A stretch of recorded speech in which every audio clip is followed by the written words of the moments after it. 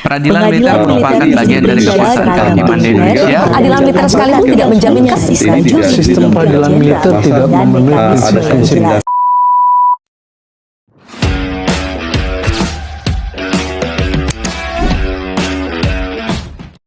Assalamualaikum warahmatullahi wabarakatuh. Kenalin semuanya, nama saya Gia Audrey Alexandria Pernezin.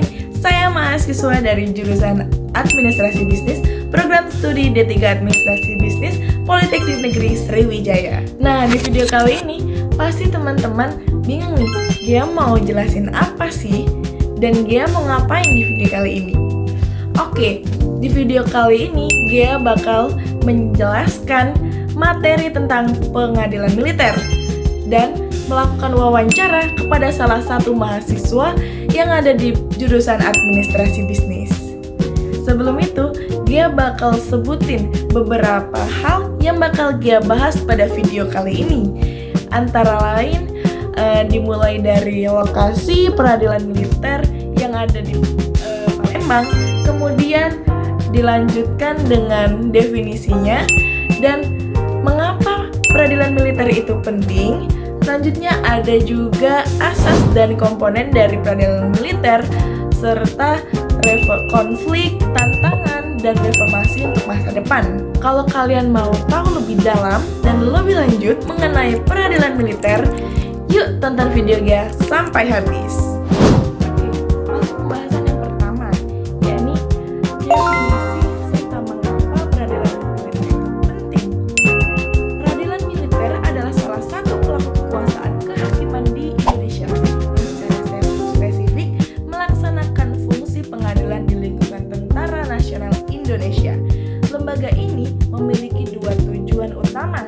Yang pertama, menegakkan hukum dan keadilan, dan yang kedua, menjaga serta membina disiplin, etika, dan kehormatan kesatuan TNI. Subjek hukumnya adalah prajurit TNI dan yang secara undang-undang dipersamakan dengan prajurit. Eksistensi peradilan militer dianggap sangat penting karena alasan filosofis dan fungsional yang unik. Yakni yang pertama, menjaga disiplin dan kehormatan korps. Profesi militer menuntut disiplin yang sangat tinggi dan hierarki yang ketat. Asas itu satuan komando. Peradilan militer berfungsi sebagai alat untuk menindak pelanggaran disiplin dan pidana militer murni seperti desersi atau insubordinasi dengan cepat dan tegas, yang esensial untuk menjaga moral dan kesiapan tempur pasukan. Dan yang kedua, kepentingan pertahanan dan keamanan negara. Berdasarkan kajian akademik, keberadaan peradilan militer dianggap krusial menjamin kepentingan pertahanan dan keamanan negara. Dalam situasi kritis seperti ini, keadaan bahaya atau perang, sistem ini memastikan proses hukum terhadap prajurit dapat berjalan sesuai kebutuhan dan etika militer yang berbeda dari kebutuhan peradilan sipil. Dia juga bakal bahas sejarah singkat dan dasar pembentukan peradilan militer ini. Untuk memahami mengapa peradilan militer begitu kental dengan ciri khasnya, kita harus menengok ke belakang. Secara historis, keberadaan peradilan khusus ini sudah ada sejak awal kemerdekaan karena kebutuhan mendesak untuk mengatur dan mendisiplinkan antar angkatan bersenjata yang baru lahir. Dasar hukum awalnya berdasar dari berbagai peraturan darurat pasca revolusi hingga akhirnya kerangka hukum yang kita kenal saat ini berakar pada Undang-Undang Nomor 31 Tahun 1997. Undang-undang inilah yang mengatur struktur jenjang peradilan militer antara lain PM, PMT, dan PMU yang prosedur hukumnya yang sebagian besar masih berorientasi pada disiplin militer yang ketat, warisan dari periode sebelumnya. Jadi, sistem yang kita bahas hari ini adalah produk dari sejarah panjang militer Indonesia yang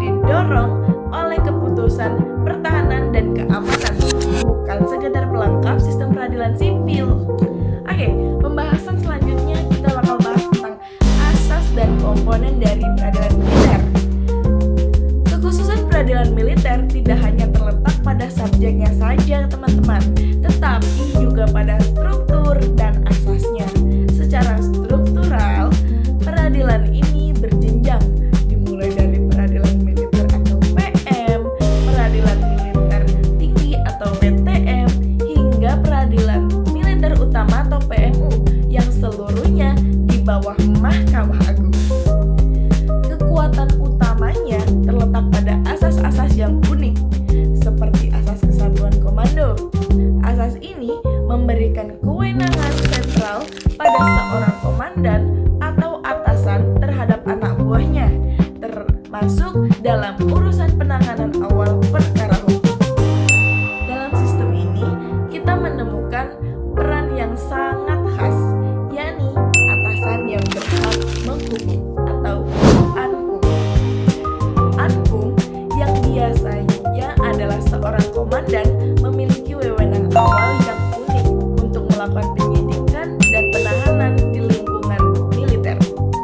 Ini adalah manifestasi nyata dari penegakan hukum yang melekat pada rantai komando militer, bertujuan agar pelanggaran disiplin dan hukum dapat ditindak cepat untuk menjaga moral pasukan. Selain ankum, ada juga auditor militer yang bertindak sebagai penuntut hukum, sebagai perwira penyerah perkara atau papera yang bertugas menentukan apakah perkara ini harus diserahkan ke pengadilan atau tidak. Sistem yang demikian ini memang dirancang untuk kecepatan dan ketegasan. Oke, selanjutnya Gia bakal bahas tentang klasifikasi tindak pidana dan prosedur khusus dari peradilan militer ini. Untuk memahami peradilan militer sepenuhnya, kita harus membedakan klasifikasi tindak pidana yang ditanganinya. Secara umum, ada dua jenis tindak pidana dari peradilan militer. Yang pertama, tindak pidana militer murni, seperti desersi, insubordinasi, atau tidak menaati perintah atasan. Dan yang kedua, tindak pidana umum yang menjadi sumber konflik yurisdiksi yang baru saja kita bahas sebelumnya. Tindak pidana militer murni adalah jantung dari sistem ini. Pelanggaran terhadap kewajiban militer akan diproses dengan cepat dan tegas dengan sanksi yang berorientasi pada pemulihan disiplin. Undang-undang peradilan militer bahkan mengenal adanya acara pemeriksaan cepat untuk kasus-kasus ringan yang memungkinkan penyelesaian kasus atau perkara berlangsung dalam waktu yang sangat singkat. Menunjukkan betapa efisiensi dan ketegasan komando diutamakan di sini. Hukum yang dijatuhkan pun tidak hanya berkisar pada hukuman penjara, tetapi seringkali melibatkan pemecatan dari dinas dan merupakan sanksi terberat bagi seorang prajurit karena mencabut identitas dan kehormatannya. Hal ini menegaskan bahwa menjadi prajurit membawa konsekuensi hukum yang jauh lebih berat dibandingkan warga sipil biasa. Oh ya, selain itu ada peran polisi militer atau POM dalam proses hukum peradilan militer di Indonesia nih. Sebelum perkara sampai di meja auditor, ada satu institusi yang memegang peran vital, yaitu polisi militer. Dalam proses peradilan militer, POM berfungsi sebagai penyidik utama. Tugas mereka mencakup penyelidikan, penangkapan, hingga pengumpulan bukti terhadap prajurit yang diduga melakukan pelanggaran pidana. Peran POM sangat strategis karena mereka adalah garda terdepan penegakan hukum di lingkungan TNI.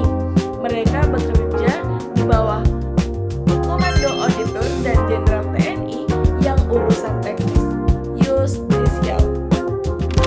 Penyidikan oleh POM harus dipahami sebagai langkah awal untuk memastikan disiplin dan hukum ditegakkan di internal sebelum kasus tersebut dibawa ke persidangan. Oke, next.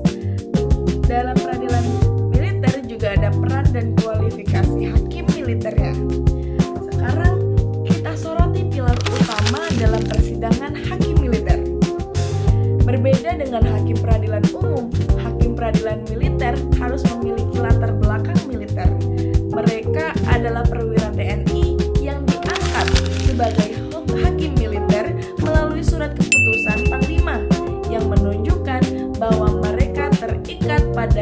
dua sumpah, yakni sumpah sebagai prajurit dan sumpah sebagai penegak hukum. Kualifikasi utama mereka adalah harus memiliki pangkat militer, latar belakang pendidikan hukum, dan telah lulus dalam pelatihan khusus. Komposisi ini memastikan bahwa keputusan yang diambil tidak hanya berdasarkan loyalitas hukum, tetapi juga mempertimbangkan aspek psikologis dan doktrin militer. Namun, keterkaitan pada pangkat dan rantai komando ini juga menimbulkan pertanyaan kritis mengenai independensi tim. Selain peran dan kualifikasi hakim militer, kita juga akan membahas tentang peran dan kualifikasi auditor militer dari peradilan militer nih. Selain hakim, ada pula auditor militer yang setara dengan jaksa. Auditor adalah penuntut umum di lingkungan militer. Mereka berada di bawah Auditor Jenderal TNI dan juga merupakan perwira TNI yang diangkat untuk jabatan tersebut.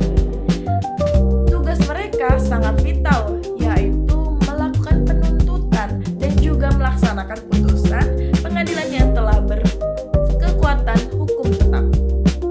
Sama halnya dengan hakim militer, auditor juga harus memenuhi syarat kepangkatan tertentu yang memiliki kualifikasi sebagai sarjana hukum. Peran auditor sangat penting dalam menjaga keseimbangan proses peradilan pidana militer. Peran ganda mereka sebagai perwira dan penuntut hukum umum ini menambah dimensi unik dalam sistem peradilan pidana kita. Mereka menjelaskan bahwa Undang-Undang Nomor 31 Tahun 1997 tentang peradilan militer belum direvisi untuk mencabut secara eksplisit kewenangan pengadilan militer untuk mengadili tindak pidana umum. Akibatnya terjadi tumpang tindih peraturan antara Undang-Undang TNI tahun 2004 memerintahkan pengalihan, sementara UU Pengadilan Militer tahun 1997 masih bersikeras mempertahankan yurisdiksi. Kondisi undang-undang yang tumpang tindih ini menciptakan dualisme hukum, ketidakpastian, dan selalu menjadi polemik setiap kali kasus TPU yang melibatkan oknum TNI menjadi sorotan publik. Ini adalah PR besar yang harus segera diselesaikan DPR. Selain TPU murni, masalah yurisdiksi juga memuncak dalam kasus perkara koneksitas, yaitu tindakan pidana yang dilakukan bersama-sama oleh anggota militer dan warga sipil. Saat ini, berbicara tentang kasus-kasus sensitif seperti ini, pertanyaannya adalah, mana sih yang harus diprioritaskan? Disiplin korps atau keadilan publik yang menuntut transparansi maksimal? Berdasarkan kajian M. Dustin Metaswadana, penyelesaian perkara koneksitas diatur melalui pembentukan tim tetap koneksitas, sebuah tim gabungan yang bertugas menetapkan pengadilan mana yang paling tepat untuk mengadili. Meskipun secara mekanisme ini diatur, semangat reformasi menegakkan bahwa perkara koneksitas yang melibatkan prajurit TNI seharusnya saat ini berani menjadi kewenangan pengadilan umum. Meskipun secara umum mekanisme ini diatur, semangat reformasi menegaskan bahwa perkara koneksitas yang melibatkan prajurit TNI seharusnya saat ini beralih menjadi kewenangan pengadilan umum demi menjamin akuntabilitas sipil. Realitasnya, yurisdiksi koneksitas ini masih menjadi area abu-abu yang sering dimanfaatkan untuk menarik kepentingan hukum. Yang kita masuk ke konflik yurisdiksi. Inilah segmen krusial yang paling banyak menimbulkan perdebatan publik, yakni konflik yurisdiksi atas tindak pidana umum atau TPU. Sebelum era reformasi, sistem peradilan di Indonesia memiliki dualisme yang sangat kental. Hampir semua kejahatan yang dilakukan oleh prajurit, termasuk TPU, seperti korupsi atau pembunuhan, diadili secara eksklusif di peradilan militer. Namun, membawa perubahan fundamental secara politis. Amanat Undang-Undang Nomor 34 Tahun 2004 tentang TNI sudah jelas. Undang-undang tersebut mengamanatkan bahwa prajurit TNI, pelaku tindak pidana umum, harus tunduk pada kekuasaan peradilan umum atau peradilan negeri. Lantas, mengapa setelah 20 tahun lebih amanat ini belum terlaksana secara sempurna? Jawabannya terletak pada konflik hukum yang menciptakan kebuntuan legislatif. Berdasarkan penelitian mendalam oleh Niken Subekti Budi Utami dan Supriyadi, salah satu faktor utama yang menyebabkan pengalihan yurisdiksi ini tidak berjalan sempurna adalah karena adanya legal deadlock. Mereka menjelaskan bahwa Undang-Undang Nomor 31 Tahun 1997 tentang peradilan militer belum direvisi untuk mencabut secara eksplisit kewenangan pengadilan militer mengadili tindak pidana umum. Akibatnya, tumpang tindih antara peraturan Undang-Undang TNI tahun 2020. Selain itu ada mekanisme pengawasan terhadap peradilan militer. Meskipun berada di dalam lingkungan militer, peradilan militer tidak luput dari pengawasan, teman-teman. Secara yudisial, seluruh peradilan di bawah naungan Mahkamah Agung atau MA. Ini berarti peradilan militer berada di bawah pembinaan teknis MA. Pengawasan ini mencakup pemeriksaan banding, kasasi, hingga peninjauan kembali yang dilakukan oleh MA. Oke, mungkin itu tadi pembahasan yang bisa saya bahas. Selain menjelaskan pembahasan tentang peradilan militer, saya juga melakukan wawancara kepada salah satu mahasiswa dari jurusan Administrasi Bisnis Politeknik Negeri Sriwijaya untuk mengetahui seberapa jauh sih mereka memahami tentang peradilan militer itu, serta tanggapan-tanggapan terhadap peradilan militer yang ada di Indonesia. Berikut videonya. Oke, jadi di video kali ini saya sudah bersama narasumber dari jurusan Administrasi Bisnis. Nah, saya di sini mau mewawancarai terkait peradilan militer. Sebelumnya boleh saya tahu siapa namanya, Kak? Halo semuanya, kenalin nama aku Arya Marwan, aku dari kelas 5 IPB. Oke, boleh langsung saja masuk ke pertanyaan pertama ya? Ya. Oke, pertanyaan pertama. Menurut kakak, apa perbedaan paling mendasar antara peradilan militer dan peradilan umum? Kalau perbedaan mendasar sih, kalau untuk peradilan militer ketahui bahwasanya peradilan itu sangat parah terhadap Indonesia dan sesuai dengan tugasnya. Kalau untuk peradilan umum itu biasanya untuk masyarakat sipil, contohnya seperti peradilan agama yang mengurus rakyat dan juga hak ahli waris. Tapi itu kalau perbedaan mendasar seperti itu. Tapi kalau untuk perbedaannya dan persamaannya itu sama-sama untuk mencari titik tengah. Dimana setiap masalah pasti ada titik tengahnya dari pemotongan sehingga nantinya masalah itu dapat terselesaikan dengan cara adil dan transparan. Oke. Setelah pembahasan yang sudah saya jelaskan mulai dari A, B, C, D, dan seterusnya, saya dapat disimpulkan bahwa peradilan militer memiliki fungsi ganda yang sangat penting, yaitu menjaga disiplin dan kehormatan Tentara Nasional Indonesia di satu sisi dan menegakkan hukum di sisi lain. Namun, masalah krusial yang terus membayangi adalah konflik yurisdiksi atas tindakan pidana umum yang dilakukan oleh prajurit itu sendiri. Secara politik, Undang-Undang TNI tahun 2004 telah mengamanatkan agar kasus-kasus TPU ditangani oleh peradilan umum sebagai upaya memperkuat supremasi peradilan sipil. Sayangnya, amanat ini terhambat oleh kebuntuan hukum karena Undang-Undang Peradilan Militer tahun 1997 yang lama belum juga direvisi untuk mencabut kewenangan mengadili TPU, sehingga menciptakan dualisme dan ketidakpastian hukum, termasuk dalam penanganan perkara koneksitas. Maka kunci utama untuk mencapai keadilan yang transparan adalah segera menyelesaikan revisi Undang-Undang Peradilan Militer tersebut.